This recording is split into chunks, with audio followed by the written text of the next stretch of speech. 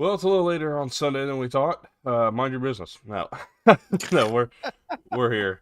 Um, and man, what a day yesterday was. Just flat out Oh my goodness. great day of college football. It delivered start to finish the way we kind of thought it would. Um, The way but that God man, intended it to. certainly, and I mean it delivered off the field too, and it's also delivered for us today in a sense where we have some incredible action in the NFL going on today. We have playoff races heating up for, or well, really coming to an end today. We have Yeah. two teams Three, battling. th Is it three teams coming for one spot, uh, or is it two? well, so there's two in the NL fighting for one spot, and then there's still two divisions that have yet to be determined as well as we Well, enter yes, game 162. So yeah, there's only one spot on the line, but there are three races that still have yet to be determined. yeah. So we've got a lot of fun coming up today. We'll get to that maybe at the end. Yeah. But for right now, for right now, let's stick to what we saw here yesterday. I mean, what an absolute, um, what a treat of a day we got yesterday. Am I allowed to say that? Is that I think so. I mean, I don't think and not about being allowed or not allowed. It's more so about just, you know, like, do we, are we bought in that yesterday was the best week of the season so far?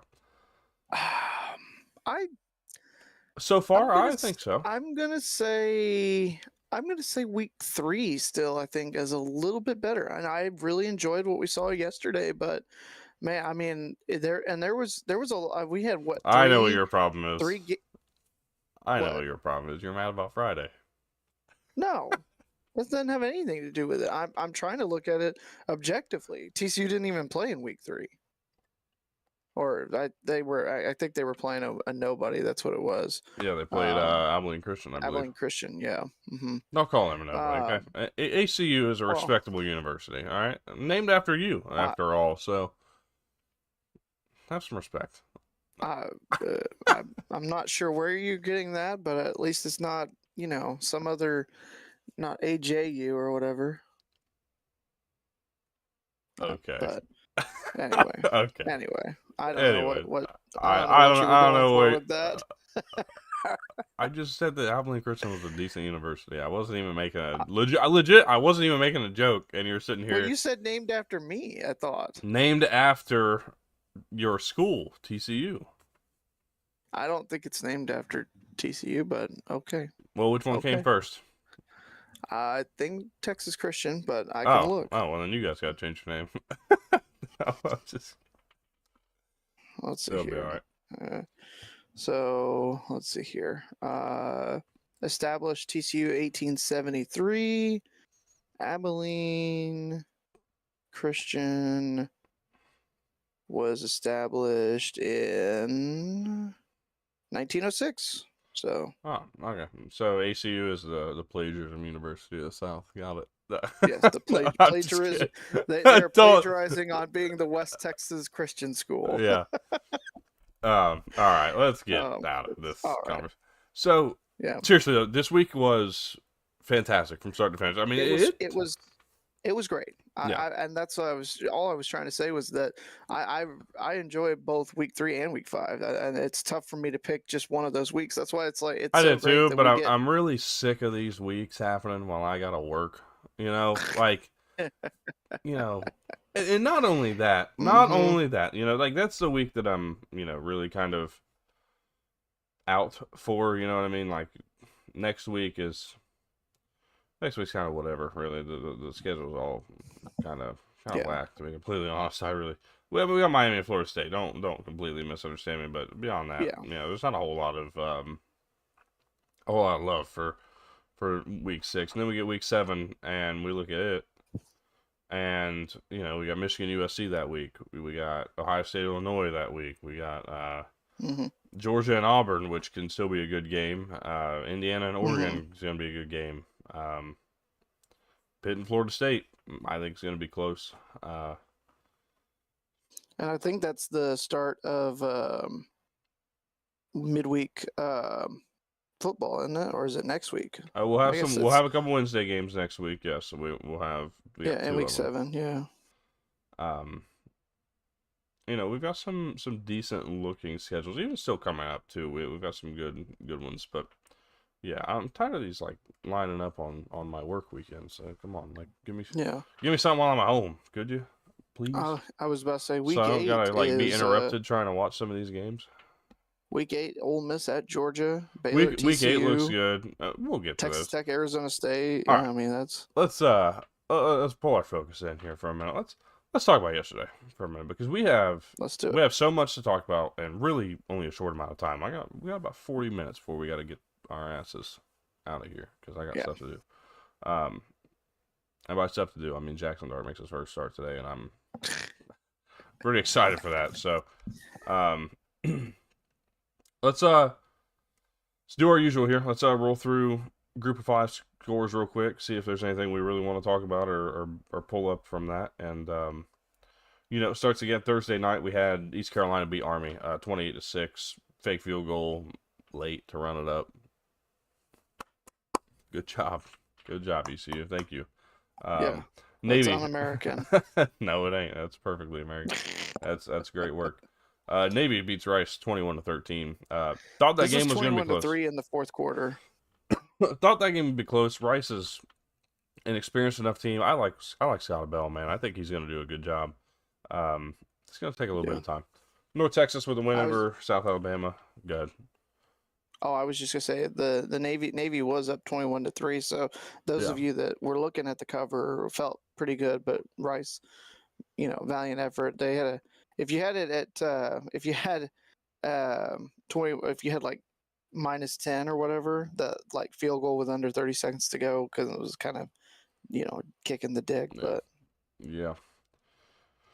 Again, North Texas beat South Alabama 36-22. Tulane beat Tulsa 31-14. That game was close for a little bit, but then Tulane ultimately pulled away. Talent exercise itself there. And then Memphis, thank God for that 31-point fourth quarter. We hit the cover. Right. We hit the cover. We don't mind that. Yeah. I don't mind running it up. Don't care. Do it every week. Memphis. Death taxes and the Memphis cover this year has been the case so far, so we're going to keep rolling with that. New Mexico covered too last night. 38-20 win over New Mexico State. That was another one of our take 10 that actually landed. Kennesaw State beats Middle Tennessee 24-16. 3 straight wins for Western Kennesaw. Kentucky. Who gives a hoot? The Owls do. Yeah, they in fact do. Western Kentucky beats Missouri State 27-22, and then Louisiana Tech gets UTEP 30-11. So wrong there for me. Anyways, I was wrong. I was the one that said I thought Louisiana Tech would win that game. And I heard you. UConn beat Buffalo 20-17. Cool. Other MAC scores: Ohio beats Bowling Green 35-20. Central Michigan beats Eastern Michigan. Hey, they were only 3.5 point favorites or something like that going into this game. So Yeah. home field advantage certainly didn't give a shit. Toledo 45-3. That's a cover. Like that one. Big time.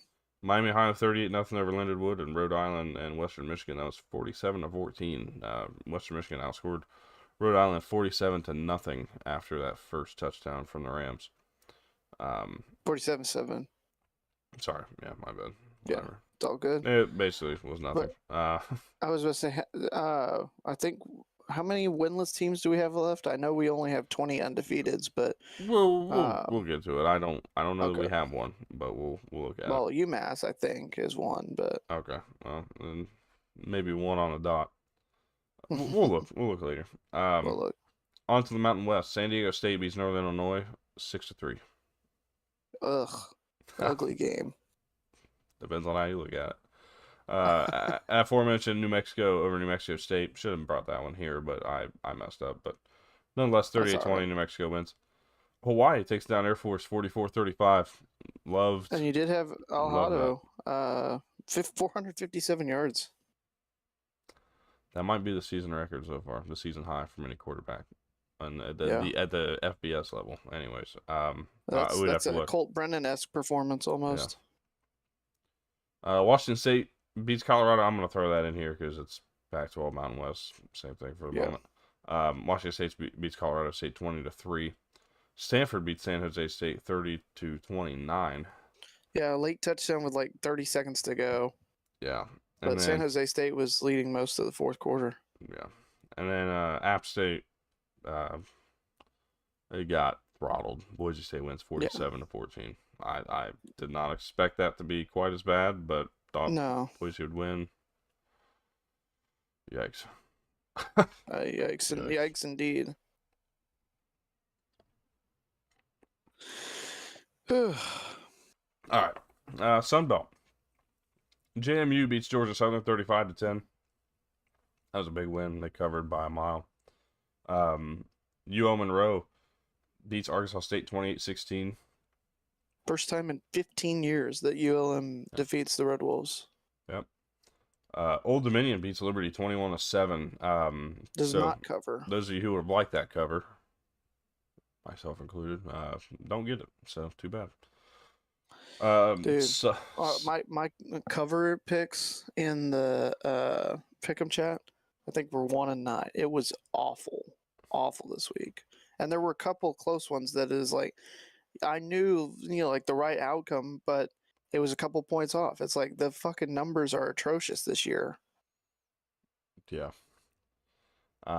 Southern Miss beats Jacksonville State 42-25. And then Louisiana, what a thriller this was.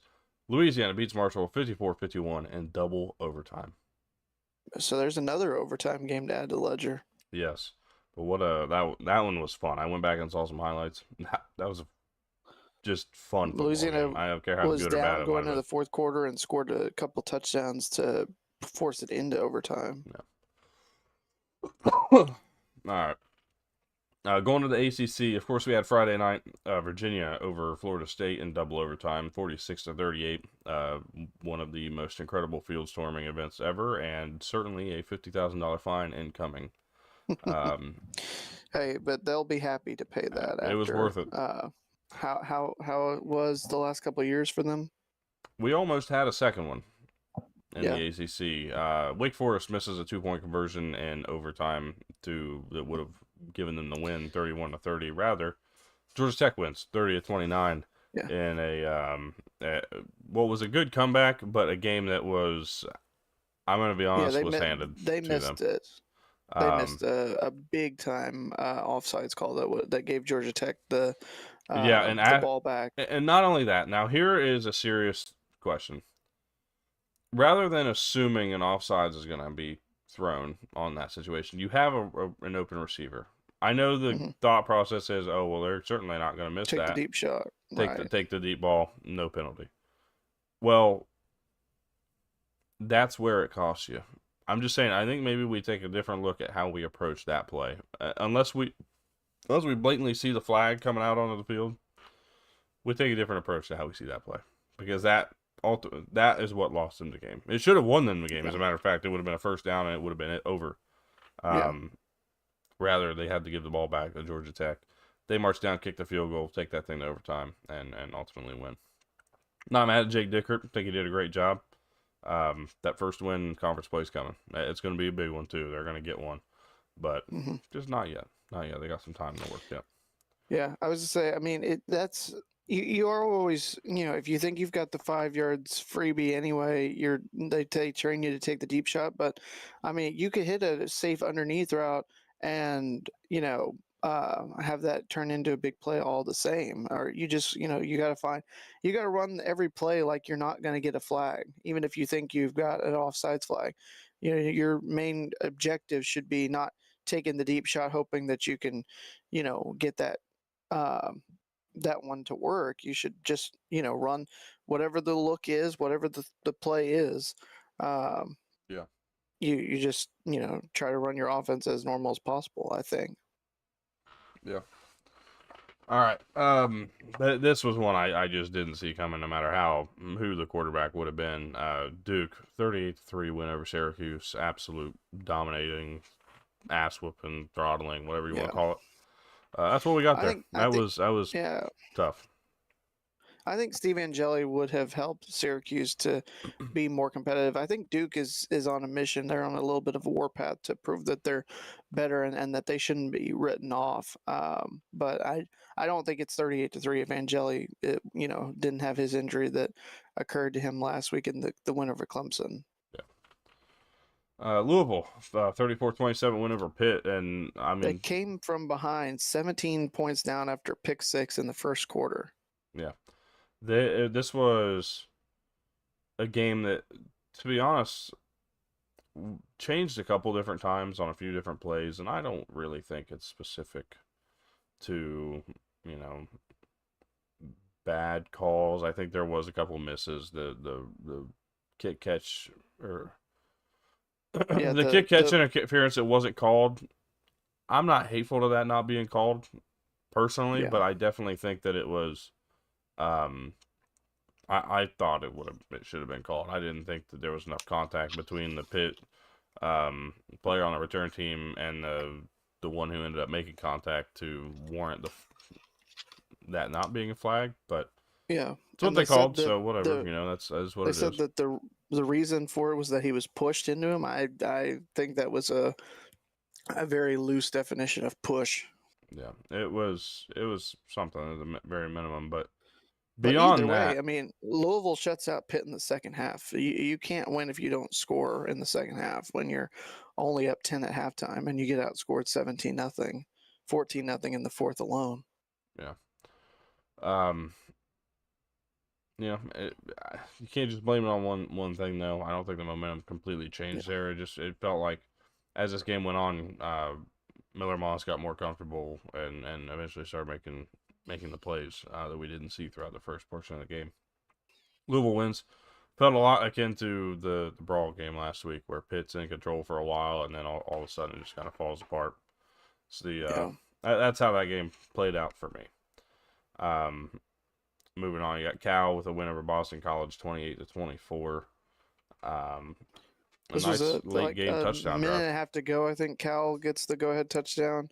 You had Sagapolo Tele, who was able to find his receiver, and BC drove down the field. Lonergan put them in position. They were in like the 5-yard line with 30 seconds to go, and then he throws a pick, and so Cal able to escape with a 28-24 win. Yeah. Virginia Tech beats NC State 23-21. So Philip Montgomery might know how to coach these 2-0, boys at least a little bit. right? Yes, he is.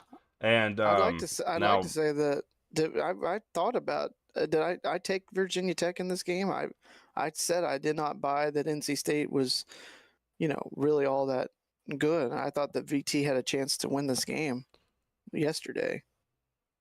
yeah, Sure enough, it's one of those things where it depends on how you viewed that game or how you looked into it with all the storylines around Virginia Tech, all the really issues that NC State's had, minus the fact that they've come out with wins and come out on the right side of it a lot of times. Um, yeah. that was one game where the only thing for me, I just saw under, and it hit Hmm. 57 and a half or 58 and a half, landed that by a mile. That Yeah. 23-21 game. Terrion Stewart in conversation for player of the week for me. 15 carries, 174 yards. He didn't have a touchdown, but he had two like insanely long runs, both backed up inside like the 15 or their own 10-yard line that put them on the doorstep of getting into the end zone. He didn't get a touchdown, but he single-handedly, I think, is responsible for helping the Hokies to get this win. I don't know. Stanford 30-29. Already talked about that game a little bit, so I'm not gonna spend much time. But Outside of the Duke Syracuse game, ACC crazy kind of week for them, and maybe a little bit slept on because of everything else that was going on this weekend. yeah, there were some good games. Moving on, Big 12. Friday night, we saw two 27-24 finishes. Houston beating Oregon State in overtime, and Arizona State taking down TCU at the end of regulation. I'd like to Walk-off. flip those results. So Oregon State beats Houston 27-24, and TCU beats Arizona State 27-24 in overtime. Well, It doesn't work that way, no, unfortunately, but no, not quite. No, so we go to Saturday. Iowa State took down Arizona 39-14. They dominated that game from start to finish. Yeah, Not really a whole lot to add there. a little bit of disappointment from Arizona. I think we need to stop doubting Iowa State every time they just don't look great. Like, let's not just jump to this conclusion that maybe Iowa State's just not as good as they were before. And now that wasn't me. That wasn't me saying that. Um, I know this team's good. And I Pretty know what smart. we should expect from these Matt Campbell teams. They're not losing to Jack Trice at night. It just isn't going to happen. Yeah, pretty smart. Pretty smart person. Said that they're a team to watch for, but he did say Iowa State would win. So Yeah. Now, what I really wish here is that my headset would stop cutting out because I am like having a hell of a time hearing you, and it's not you. It ain't you whatsoever because I'm seeing it. It's okay, working. I know it's working. But my headset is cutting in and out so bad to the point where I can hardly understand what's going on, and it's getting very frustrating. I don't have another way to listen to you. that's So, ridiculous. yeah. So I think we're working on the point where we need a new one. I mean, this thing is 5 years Okay, old, but you'd think it'd work for a little more than fucking 5 years. I was just say I have a headset that I've had for about that time, and it still works great. Well, this thing it's So, the Bluetooth part of it, right? oh I yeah, think there's something wearing out with that because it never was this way, but yeah. Anyways, moving on. BYU comes back, beats Colorado 24-21. They got off to a slow start. We saw where the issues are going to lie. We got a very good glimpse of where it's going to be and what's going to happen. Um, watch out, BYU is certainly on the cusp of dropping a game, I think, and yeah, they don't have couple weeks away. they got West Virginia this week. I don't see that happening in Provo on Friday night, but No. they got a trip to Arizona coming up that could Mhm. certainly get them. They get Utah that could certainly get them. Mhm. Um, but I'm looking at October 25th. They got that trip to Jack Trice, and I think they're gonna. That's gonna be tough, regardless of whether they've Yeah, taken a loss or not yeah, before then. yep. Cincinnati takes down Kansas 37-34. Love seeing that first off, but Tawi Walker with a game-winning Mhm. touchdown with what 27 or so seconds. 29 seconds, something like that, I think. Um, Cincinnati controlled this game, led this game for the majority of the time, and it went back and forth in the late goings, but ultimately the Bearcats pull it off. And this is one of those teams that how much do I put into Kansas? How much do I put into what Cincinnati did yesterday? I think a little bit needs to be given. A little credit needs to go to Cincinnati on this. I don't know if it's going to be a Yes. team that pushes beyond, bowl eligibility or anything, but that was a fun game to watch yesterday. That was a real fun game. Yeah. I was to say you had 400, almost 450 yards from Jalen Daniels and 4 touchdowns, but Cincinnati, was able to, like you said, keep pace, really controlled, and Kansas was in a position where they were having to play catch up. Also, give credit where credit's due. A big performance from Emmanuel Henderson, 5 catches, 214 yards, 2 touchdowns in the losing effort for the Jayhawks. Yeah. We'll rapid fire these last few because there's not a whole lot to add. Kansas State beats UCF 34-20. Good for them. They dominated this game. Best they've looked all season. First That's loss for Central Florida under Scott Frost since 2016, 17, something like that. yeah. Um, Baylor beats Oklahoma State 45-27. Didn't cover. One of our take 10. We missed it. That is unfortunate. It was Um, very close to being a cover, it but was. It was. I just needed one more run up the score type moment. And we could have been all right. Utah 48-14 over West Virginia. That was another one. West Virginia plus 12 didn't work. nope. So good luck with that one. Should have known. God bless. All right. Big Ten. Ohio State Washington 24-6. Ohio State wins. I got to be honest. This game toned me down on a couple things. I'm much less scared of Washington as a team that can beat the top teams in the conference after this one. Simply because I just don't feel as though they match up on the line of scrimmage with some of the best teams in this conference. I just don't think they can do it. We saw it yesterday from the very beginning. They got pushed around pretty much from the point of attack when Ohio State would run the ball. Pass coverages are all right, but they got beat a lot on underneath stuff and short passes. There weren't really a whole lot of conversions down the field from Julian Sand, which we haven't seen really all year. We've seen it at times. They've done it in some of their, you know, less important games, but we haven't seen it in the big games or in the games that, you'd think there might be a need to. Whether it's because they haven't had to or what, but we just haven't seen it. And the couple that we've seen didn't look good. Remember the Ohio Texas game that they played? The deep ball, I think it was Carnell Tate made the catch to put them up 14-7 or 14-0, however that ended up being. Yeah, 14-0. Yeah. That catch was severely underthrown, and it wasn't really that long of a pass. So, we'll see. We'll see what happens. I'm not overly confident in Ohio State, no less than I am with what we saw from Washington, but we're starting to see, I think, a little bit of a see where the opportunities might lie for a team to come in and take down number one, the same way that we kind of saw Washington really just flounder in a moment where they could have had some stuff go their way. Yeah, I felt like they were really, dominating in that first half. They were up 3-0. It was the first I quarter, know and then the second quarter rolls around, and they didn't get to hold on to the ball as much. That's really what happened. They dominated time possession in the first quarter. They moved the ball. That was just what it was. The second quarter rolls around, you get the OSU touchdown, and in the third quarter, what really changed the game was that 2nd and 20 incomplete pass that they called roughing the passer on. Completely changed the game, and it was not. I just can't buy that was a roughing the passer call. Ended up being a touchdown for Ohio State. They went up 14-3 rather than what could have been a 10-3 game, and it completely changed the idea of the identity of this game. A lot of people are going to point to that fake field goal. Whatever. It was it smart? No, but No.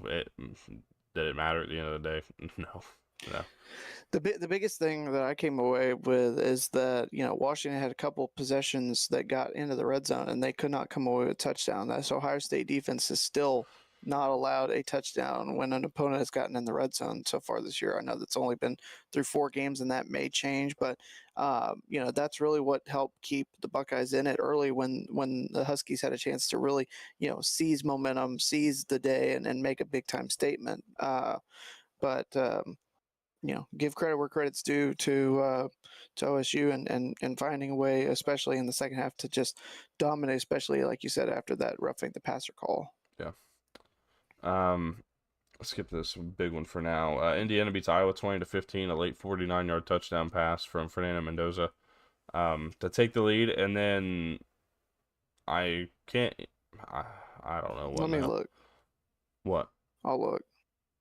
You're asking about the play that so after the touchdown, Iowa still had like a minute and 28 seconds. They were able to get a first down. But it was an intentional safety. Mendoza takes a snap and runs 30 yards back for the safety. That's what got me. Like, yeah, I know the timeout could have been used, whatever. But or it wasn't even that. It was 4th down, so they had to make sure they ran out of time. But why did they have to go specifically for the safety? It wasn't necessary. It's what was coming to my mind. Like, it didn't need to be that bad. As far as I'm aware, as soon as he went down, or if he'd have just ran out and thrown it away with no time left, game would have been over. Yeah. So I don't know. I was kind of. It's one of those weird scores. Well, I was just thrown off by the idea of the way that game ended, but it is what it is. Yeah. Rutgers in Minnesota. Minnesota wins 31-28. They fell down 14-0 in this game and ultimately brought it back. In like a real time, like 5-10 minute span, if I'm not mistaken. Yeah, it was pretty quick. They go on to win, and then Northwestern beats UCLA 17-14. So good bounce back for Northwestern after the last few weeks they've had. SEC football. South Carolina beats Kentucky 35-13. Couldn't be more surprised. The way that game started, I thought it was going to go. I thought it might have been 13-10 Kentucky, to be completely honest. But Carolina kind of found a way to start getting things going. Russell Faison was a big deal in that game yesterday. Um, Mm-hmm. I don't know. I'm not loving the offense, man. I think that I think there's certainly a bit of a disparity somewhere because this is not the same. The wide receiver room doesn't look as good. Nick Harber's played his part certainly, but it feels like Lenore Sellers isn't kind of jiving with the play calls. We'll see. We'll see. There's a long way to go, but that's the early feeling I get. Texas A&M beats Auburn 16-10, but that was really more of Texas A&M dominated that game, controlled that game, outgained Mm-hmm. Auburn by over A 300 mile, it plus felt like. yards, I think. It just really A&M controlled this game from the start, and the biggest storyline again, the Auburn offensive line. If that's a hindrance to this team, it's a big one because I believe they've Mm-hmm. allowed 17 sacks now in the last 2 games. If I'm not mistaken, they had 7 yesterday on top of their Yeah. 10 against Oklahoma. Inexcusable. Uh, Like you have to be better than that. That's what ultimately lost them the game. yeah. I don't really believe there's any other reason that we could point to at the moment. Um, No, I mean the only reason it was really as close as it was, Marcel Reed threw a pick that nearly was a pick six, and then Auburn was able to capitalize with a touchdown, like on the very next play, but they were like 2 yards away. They had no, negative yardage entering their final drive, and I think that may have for the fourth quarter they may have had negative total yards. It's no, it just was that you negative. cannot. It wasn't negative total yards. It was negative rushing. Okay. But either way, it was one of those that you cannot win if you cannot move the ball. And again, Yeah. just, more struggles from this Auburn offensive line Yep. Tennessee beats Mississippi State 41-34. in overtime. What an effort for Mississippi State. You can tell the improvement. It's there with this team. Um, but unfortunately, they just they weren't able to close it out. Hmm. Overall, though, a good game. I was thoroughly impressed with both sides here. Tennessee's kind of resilience. This was the first time they've, other than the Georgia game, this is the first time they played somebody who they were significantly better than and got, pushed around. Unfortunately, the cover didn't happen here. I had 7.5. Oh. Bit by the fucking hook. Mm, But what a game. I'm not even going to take away from it. It was a good game. Not a whole lot to add from any other perspective. It was fun to watch. It was close all the way through, and Mississippi State again. They're just improved. They look much improved. yeah. Um, They got a road test in Kyle Field next week. That's going to be yep, interesting. yep, See what they can do hanging around with A&M. yep. We'll rapid fire a couple of these here because there's really not a whole lot of need to talk about any of them. Vandy 55-35 over Utah State, no cover. That was part of our take 10. Missouri 42-6 over UMass. That was also not a cover, but thankfully we didn't take that. And then Notre Dame 56-13 over Arkansas, and That was the cover, and that was one of the more unlikely ones. That's the only one that I got right yeah. yesterday. With that the game, I saw a man, I can't remember what the meme was. It was something with Bobby Petrino. With the brace on or Yeah, whatever. yeah, I can't remember what it was that I saw, but it was pretty funny.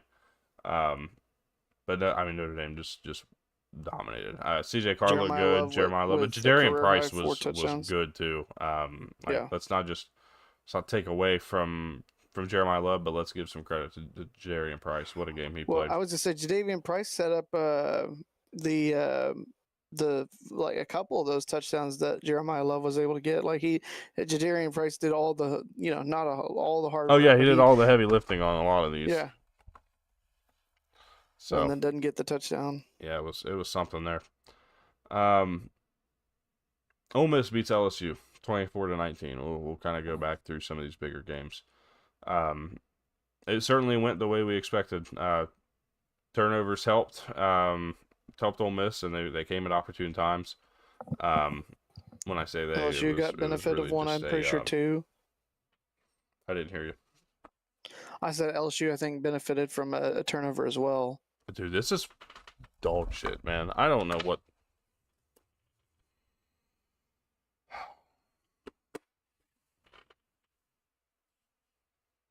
That's just Something's not getting good. broke today. That's for damn sure. Hello, hello. I got you now. Okay. All I was to say is I think LSU had benefited from a turnover as well in that game to help Yeah, keep it close. yeah, I think so. LSU did, but the Garrett Nussmeier interception was quite a costly one. Um, Hmm. but beyond that, Kewan Lacey, man, he is. I don't care if he was only 3.8 per carry. He had some big moments in this game, including a touchdown run himself. Um, 87 yards on the ground. Trinidad Chambliss, 314. I mean, talk about stepping up in a big game. 23 of 39. That's an okay stat line completion percentage. But 314 and a touchdown. I mean, he had a pick too. But 314 and a touchdown against this LSU defense that has been really kind of swarming to a lot of teams that they've played. Proved a lot to me. I've started to buy Yeah. in on Ole Miss a little bit. I'm buying further and further as we go because they've looked really solid. Um, so moving from there, let's be honest. Alabama controlled this game. Biggest storyline from Alabama, Georgia. I think Ty Simpson has opened his name up to maybe a Heisman conversation. Yeah, I mean, here's the big takeaway from me. Alabama, came out and, controlled early in this game. Georgia seemingly had taken back some momentum in the second half. They were, within a score, and then just really weird play calling. I'm not sure why there was the decision to go for it and not take the field goal, tie the score up with all the momentum kind of on your side with the home field, and you don't get it. The run to the weak side with the receiver as opposed to just pounding the rock, up and down where they'd had a lot of success. I mean, you saw Georgia felt like was able to run the ball at will, but they just did not stick with it. Chauncey Bowens, 12 carries for over 100 yards just on the ground himself. Um, I, I I give credit where credit's due because Alabama, especially in that first quarter, looked like they were unstoppable offensively.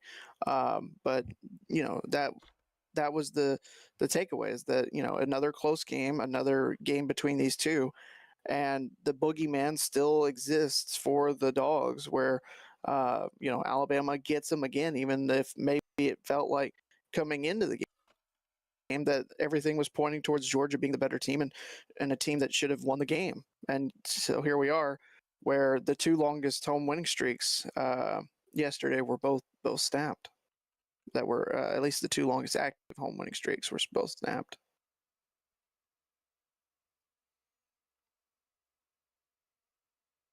Yeah, absolutely. Trying to make sure this thing's gonna. Trying to make sure this thing's gonna work.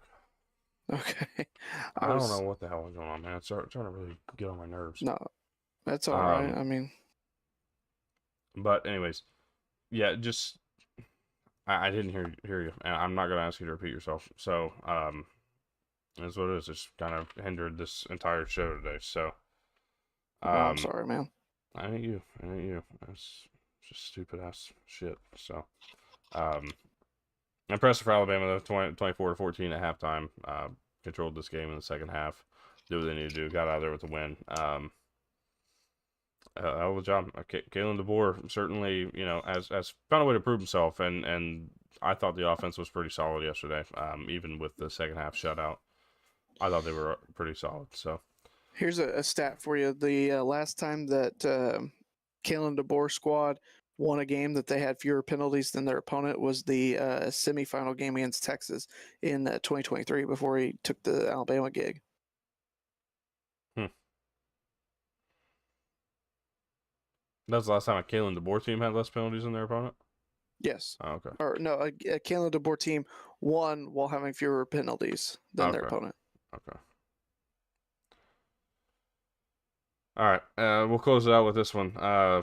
Oregon and Penn State double overtime. Oregon scores on the first play, turned it around. Penn State's first play throws a pick to Dylan Tiedemann. Um, ends this thing. Um, Man, Penn State really figured something out in that fourth quarter, and Yeah. we'll talk about Oregon dominating the rest of this game, but let's talk about that fourth quarter and that first overtime period where Penn State just kind of said, "Hey, look, let's change something up here. Let's do something a little differently." Um, Completely overhauled the defense there, and ended up coming out with a solid victory again, 30-24. Oregon did, um, but made it look more respectable. Brought the numbers back. Somebody talked about they hung on pretty much the whole way through that game, and yeah, absolutely, they most certainly Yeah. hung on the whole way through. Um, Unfortunately, that's just the way that game went. They had to.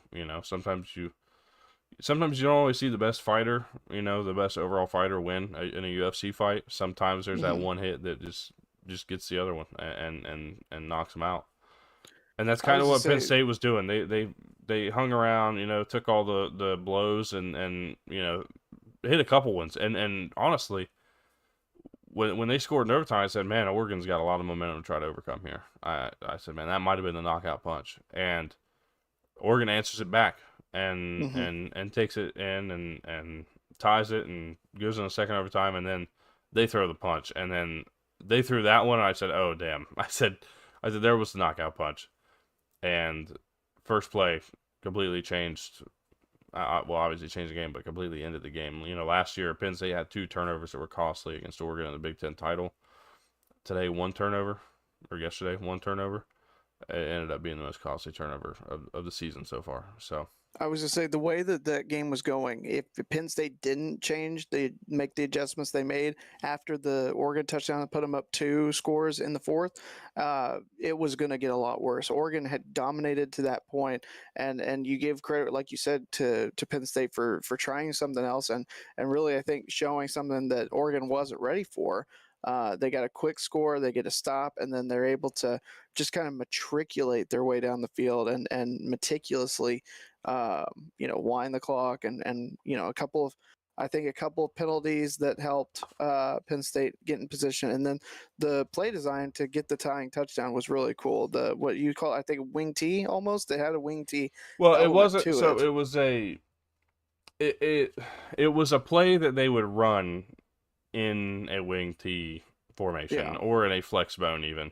Hmm. It was basically a fake stretch run play that they then hand off on a Counter on a almost. reverse. A counter would be a Yeah. perfect word for that. It was basically faking a stretch to the right, stretch run to the right side, and then countering it with the wing, in this case Devontae Ross, who comes across, takes the ball, and scores. It was beautiful. That was one of the best plays I've seen live. I've been like, oh shit, dude, that was it. That was a great play. It was great Yeah. timing too, because they'd been really hammering with that stretch run play to the right all game. You've seen it, that outside zone. Um, that again, even the stretch run that would get to that outside, get between the tackle and guard, and that was where they were pushing, making a lot of their hay was those right sided runs. So a lot of the focus came that side, and that was just a really good play call to kind of take advantage of the Oregon defense and their aggression in that moment. So it was a fun one, man. It was a fun day yesterday, and It was. I you enjoyed know, it. I don't have a whole lot more to add. I'm thinking we're gonna go ahead and get out of here and be back next Saturday. We'll be back tomorrow. I'll be dropping my top 25 tomorrow. Um, Pretty excited to do that, and then we'll Tuesday through Thursday we'll have more game previews, and then Friday once again it'll be another betting preview. I went 4-6 again this week, so we're slipping further away from 500. We need to really get a good weekend. So this week I'm gonna spend a lot more time really looking and paying better attention. So we're gonna get this thing righted. We're gonna get this thing righted. But thank y'all so much. Hope you have a good rest of your day, and we'll see you guys. See you guys in the next one.